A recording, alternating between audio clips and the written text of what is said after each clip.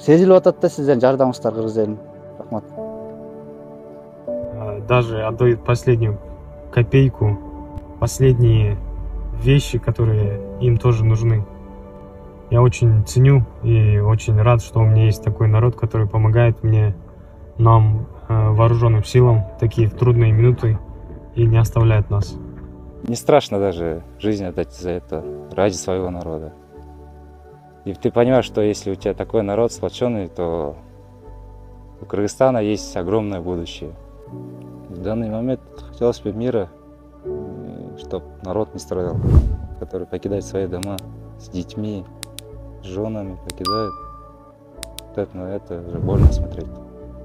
Я военнослужащий. У нас мы давали клятву, то, что будем защищать нашу родину.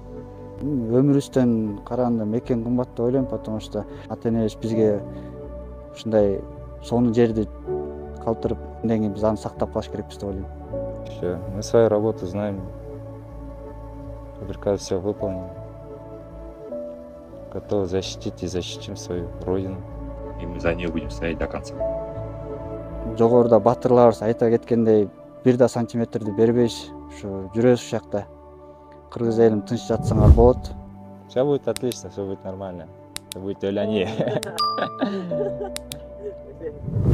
Спите спокойно, все будет отлично.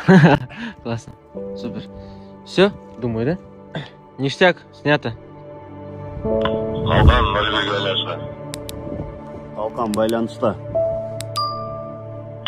Қалғандай.